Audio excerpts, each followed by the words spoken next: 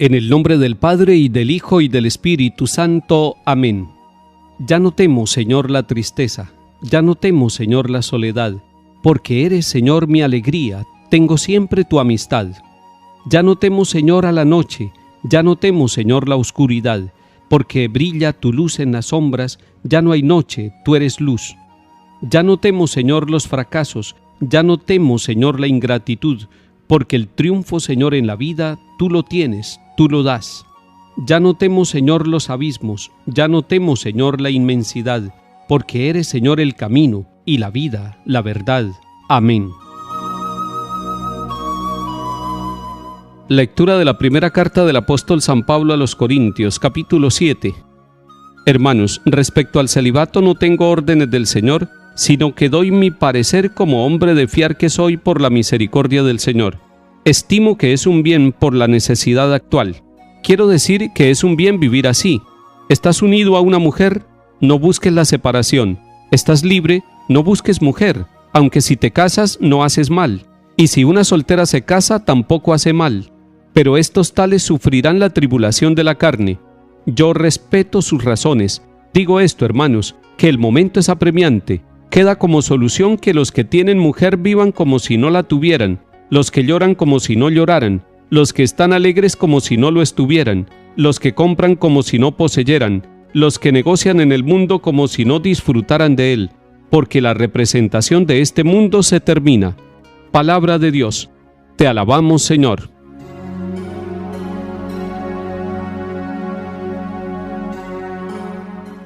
San Pablo con esta carta nos está evangelizando y está evangelizando a su comunidad de Corinto con un tema especial, la sexualidad, la vida moral de la sexualidad de cada uno de nosotros los bautizados.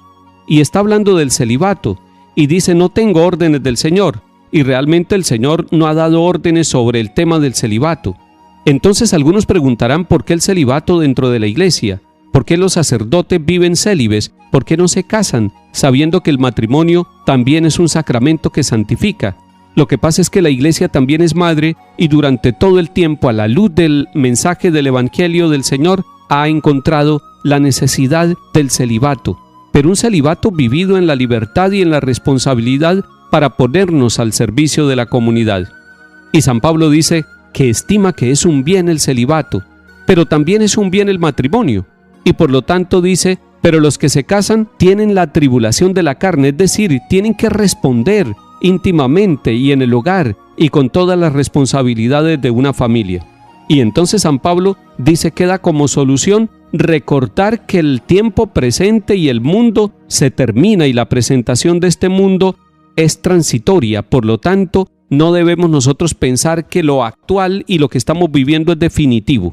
Quisiera recordarles que el Papa Francisco, en su carta Amoris Laetitia sobre la alegría del amor en la familia, en el capítulo 7, titulado Fortalecer la educación de los hijos, hace una pregunta: ¿dónde están los hijos?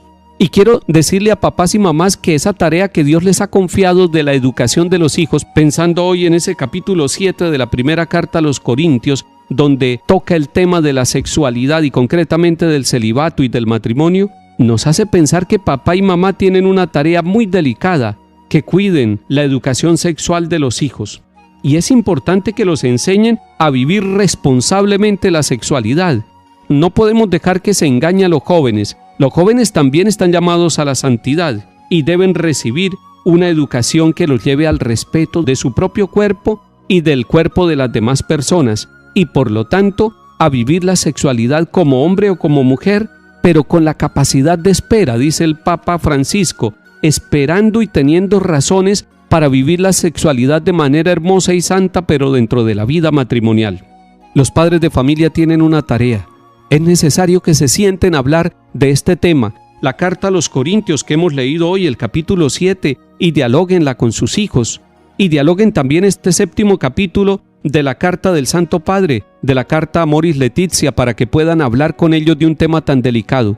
A veces a los papás les da pena, se ruborizan hablar de este tema y los hijos también. Y a veces delegan este tema para que otros formen a los hijos en el tema de la ética, de la responsabilidad sexual y de la espiritualidad de la sexualidad.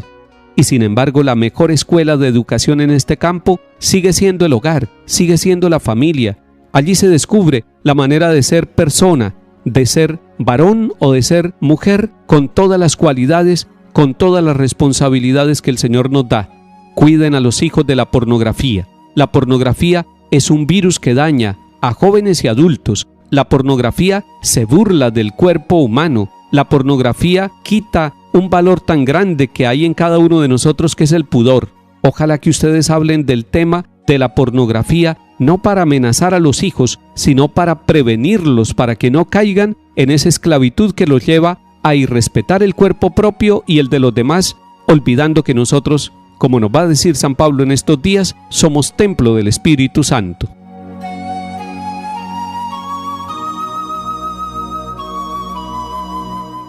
Salmo 44. Escucha, hija, mira, inclina el oído, olvida tu pueblo y la casa paterna. Prendado está el rey de tu belleza, póstrate ante él, que él es tu Señor. Ya entra la princesa bellísima, vestida de perlas y brocado.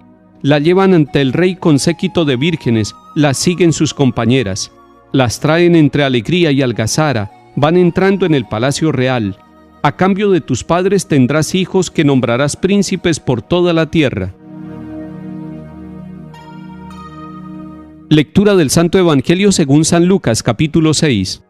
En aquel tiempo, Jesús, levantando los ojos hacia sus discípulos, les dijo: Dichosos los pobres, porque suyo es el reino de Dios. Dichosos los que ahora tienen hambre, porque quedarán saciados.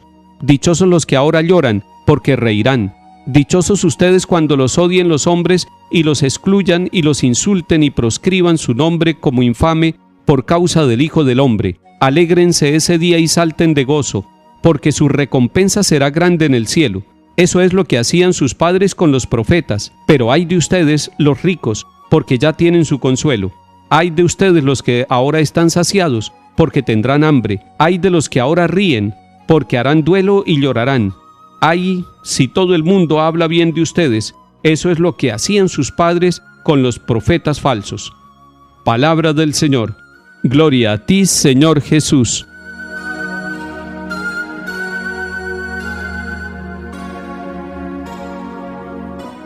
Miremos en este capítulo 6 de San Lucas al Señor Jesús. Centremos nuestra mirada, nuestro corazón, nuestra mente, nuestra inteligencia para que Él nos hable, así como le está hablando a sus discípulos. Está allí en un llano, ha llamado a los 12 después de una noche de oración, los ha escogido para que estén con Él y para enviarlos a predicar. Pero está con ellos en este momento y con una multitud que ha venido para oírlo y para buscar el consuelo y la sanación en medio de sus enfermedades. Y allí el Señor Jesús está educando, está enseñando y orientando a sus discípulos y a la multitud que lo sigue. Esto nos hace bien a nosotros. Preparémonos para reflexionar esta enseñanza del Señor Jesús y llevarla a nuestra vida.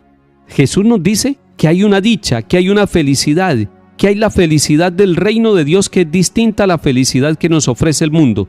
La felicidad del reino de Dios y de los seguidores de Jesús empieza por vivir la pobreza, por asumir las condiciones de hambre, incluso de llanto, de tristeza, de odio y de persecución.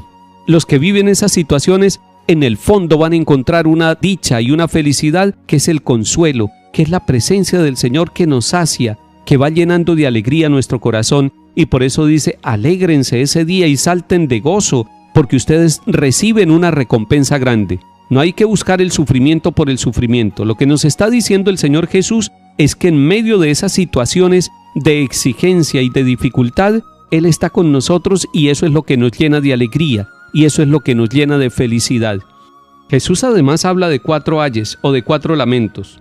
Ay de los ricos, ay de los que están saciados, ay de los que ahora ríen, ay de aquellos de quienes todo el mundo habla bien.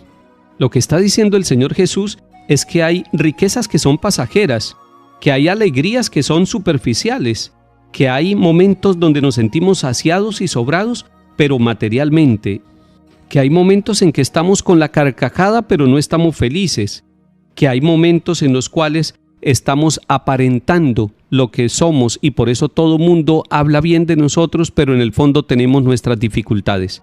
El Señor Jesús nos está hablando de una dicha y de una felicidad sincera que nos la trae Él, solamente Él. Busquemos ser nosotros de los dichosos discípulos del Señor Jesús, y cuando estemos en medio de las dificultades, sepamos que hay una alegría muy grande, la presencia del Dios misericordioso con nosotros. Que el Señor nos bendiga en el nombre del Padre, y del Hijo, y del Espíritu Santo. Amén.